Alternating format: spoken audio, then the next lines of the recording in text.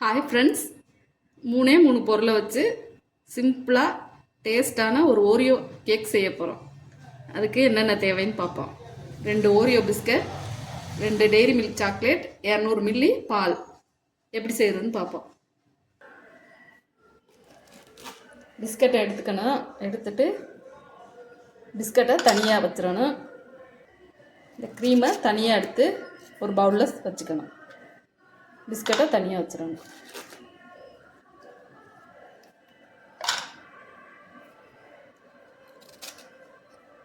இதே மாதிரி எல்லா பிஸ்கட்டையும் எடுத்துக்கணும்.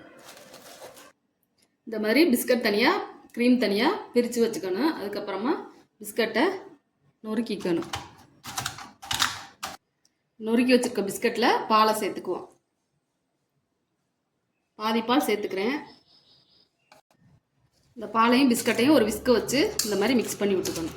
நல்லா ஊறி வர வரைக்கும் மிக்ஸ் பண்ணணும். இந்த மாதிரி நல்லா கட்டி இல்லாமல் கலக்கிக்கணும். நல்லா மிக்ஸ் பண்ணிவிட்டு இந்த மீதம் இருக்க பாலையும் அதோடு சேர்த்துக்குவோம். இதே நல்லா மிக்ஸ் பண்ணிக்குவோம்.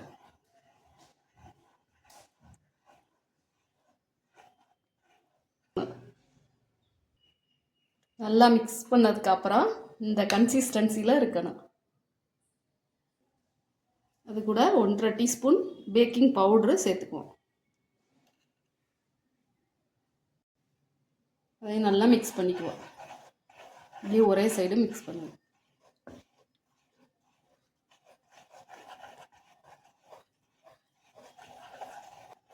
நல்லா மிக்ஸ் பண்ணியாச்சு. இப்போ ட்ரேயில் ஊற்றிக்குவோம். கேக் ட்ரே எடுத்து இந்த மாதிரி ஆயிலை கீழே அப்ளை பண்ணிக்கணும். அதுக்கு மேலே ஒரு பட்டர் சீட்டை போட்டுக்கணும். நல்லா மேலெல்லாம் இந்த மாதிரி தடவி விட்டுக்கணும். இந்த கேக் மிக்சரில் 2 லேயர் செய்யணும். இப்போ பாதியை நான் ஊற்றிக்கிறேன். மாவு இந்த கன்சிஸ்டன்சியில் இருக்கணும்.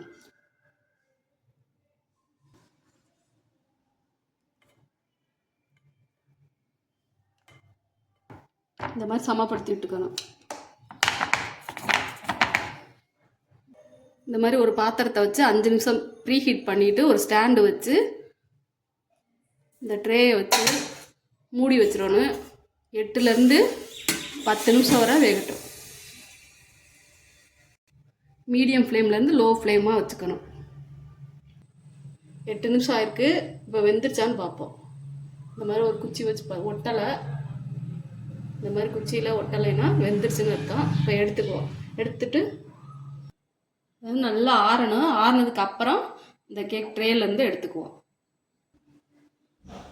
நல்லா ஆறிடுச்சு. இப்போ எடுத்துக்குவோம். ஒரு தட்டில் வச்சு இந்த மாதிரி கவுத்துனாலே வந்துடும். இந்த பட்டர் சீட்டை இப்படியே எடுத்துருவோம்.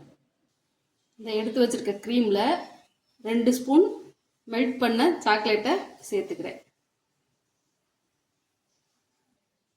நல்லா அதை க்ரீம் மாதிரி வர்ற வரைக்கும் நல்லா கலந்து விட்டுக்கணும். க்ரீம் வந்து இந்த மாதிரி திக்கான கன்சிஸ்டன்சியில் இருக்கணும். அந்த க்ரீமை ஃபஸ்ட்டு லேயர் மேலே அப்ளை பண்ணிக்கிறேன்.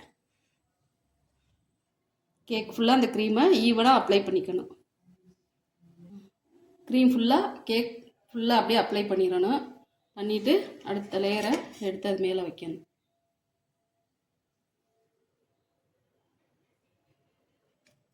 இந்த கேக் மேலே 2 ஸ்பூன் மெல்டட் சாக்லேட் எடுத்து நல்லா அது அப்ளை பண்ணிக்குவோம். இந்த மாதிரி கேக் ஃபுல்லாக அப்ளை பண்ணிக்கணும். இந்த மாதிரி ஒயிட் சாக்லேட் வச்சு மேலே வச்சுக்கலாம். ஆப்ஷனல் தான், வேணுன்னா வச்சுக்கலாம், இல்லைன்னா ஸ்கிப் பண்ணிடலாம். ஓரியோ கேக் ரெடி ஆயிடுச்சு. இதை கட் பண்ணி சாப்பிட்டு பார்க்கலாம் எப்படி டேஸ்ட் எப்படி இருக்குன்னு. சூப்பராக சாஃப்டாக இருக்குது கேக்கு. கடையில் வாங்கினோம்னா 500 600 ஆகும். இதே வீட்டில் நம்ம செஞ்சிடலாம். எவ்வளோதான் காஸ்ட்லியாக கடையில் வாங்கி கொடுத்தாலும் நம்ம வீட்டில் செஞ்சு கொடுக்குறது குழந்தைங்களுக்கு ரொம்ப சந்தோஷம். அவங்க சந்தோஷப்படுறத பார்க்கும்போது நம்மளுக்கும் சந்தோஷமாக இருக்கும். இதே மாதிரி பர்த்டேக்கெலாம் சர்ப்ரைஸாக அந்த மாதிரி செஞ்சு கொடுங்க. சூப்பராக லேயராக பாருங்கள், பார்க்கும்போதே டேஸ்ட் சூப்பராக இருக்குது. சாப்பிட்டு பார்த்தாலும் ரொம்ப நல்லாயிருக்கும். இதே மாதிரி நீங்களும் செஞ்சு பாருங்கள். இந்த வீடியோ பிடிச்சா லைக் பண்ணுங்கள், ஷேர் பண்ணுங்கள், சப்ஸ்கிரைப் பண்ணுங்கள்.